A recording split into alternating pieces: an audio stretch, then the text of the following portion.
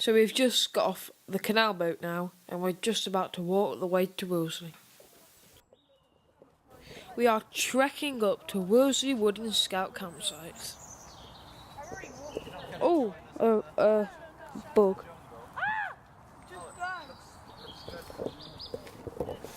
So we're walking to Wolseley campsite now, and we're on this new path, and there's this tree that we tried to start a money tree.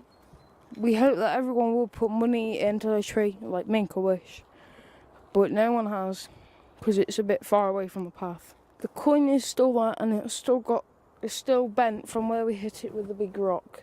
And there's a stream in the middle, so people might not want to cross it. I'm going to jump it now.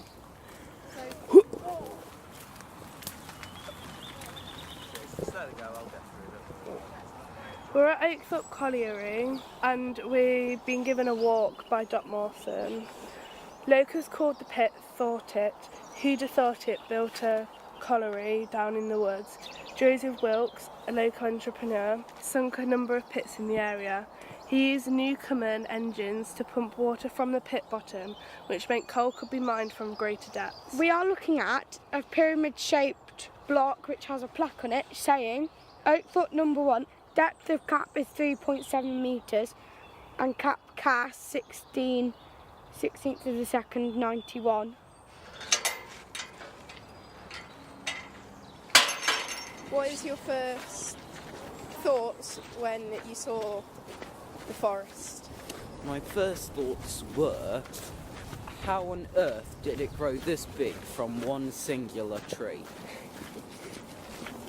We're going to chat to Simon Evans from the National Forest Company and he will answer some of our questions. He was there when the first tree of the National Forest was planted. Hello. Yeah, I mean this was one of the first sites planted in the National Forest. Here there was a small spinney, which is the mature woodland we can see in the distance. That was about 3 hectares and the rest of it was all farmland. But if we fast forward to today, this site now is really important for local wildlife. We've got over 100 bird species now, and 3 of those are birds of conservation concern nationally. So mistle thrush, grasshopper warbler, lesser spotted woodpecker. Those species wouldn't have been here 25 years ago, and now they are. There's been many volunteers involved in the project, from local communities who've helped to plant trees on sites like this, schools who've been involved in tree planting and environmental education lessons, and we also run schemes called Plant a Tree, and that enables people to buy a tree. So we're very keen on sort of involving local people in helping to create the forest but also look after it in the future. We researched the National Forest Oral History Archive and found these recordings from 2006 on the National Forest Tree Planting Day. These families describe their reasons for choosing to plant a tree. I'm Nancy Salmon. Nancy, planting a tree, what sort of tree is it? It's an oak.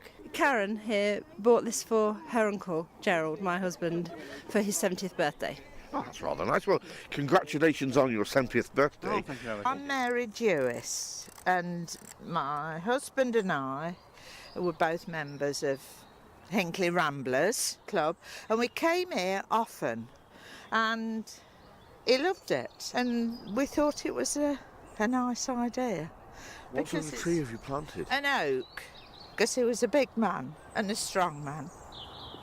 This place was really quite different. I mean, in the heart of the forest, a lot of the land had been really quite beaten up. It was very black and scarred, and now 25 years on from that, the first tree which was planted here at Willesley Wood, there's another 8 million that have gone in after it. So the forest has grown from a 6% starting point to now 20%, and the aim is to try and reach a third, around 33%.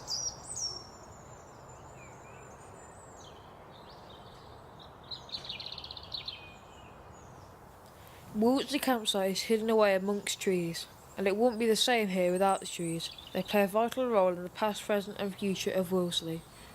We're going to meet John and Louise, who are scout leaders at the campsite.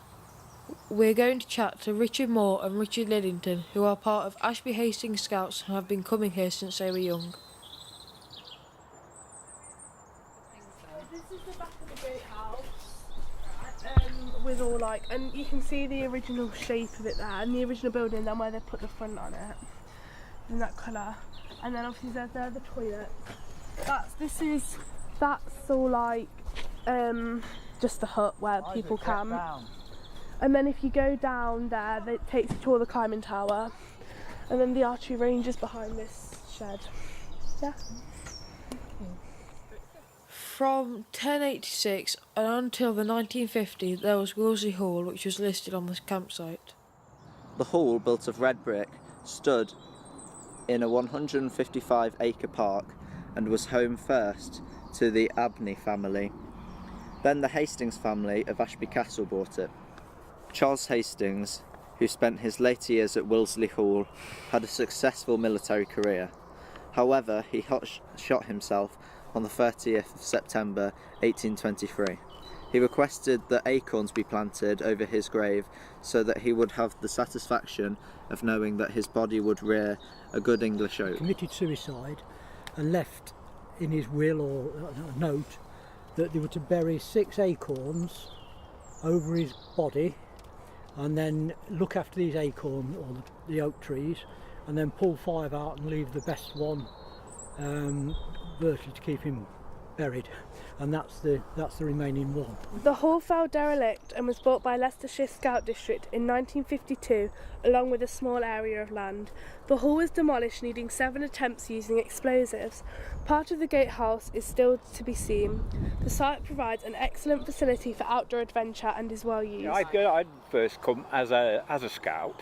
The site wasn't as big as it is now. The wood adjacent to the site was planted. It was owned by the coal board. They'd planted it with Scots pine with the intention of using them as pit props.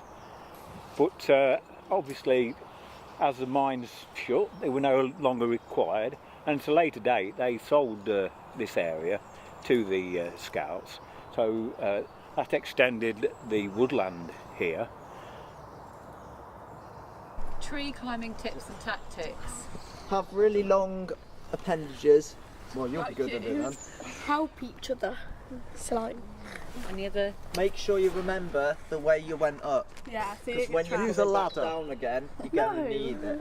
Cheating. Don't go too like. If you're struggling to get up, don't push yourself too much in case you fall.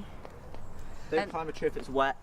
Don't swing off branches if they're wet, because then you fall and hurt. A lot of things happened here because of mining, and the fact that once these old guys had finished, they'd got a little bit of time in their hands, and perhaps quite a few of them would be involved in their own groups, in their own villages. But obviously, this was bought by Ashby and Colville District Scouts, so it's a bit like a jewel in their crown, shall we say.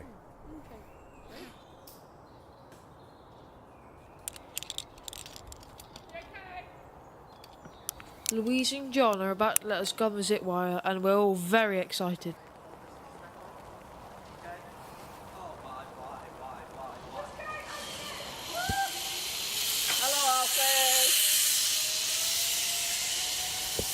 So we'll see you later when we've zipped away to Gresley.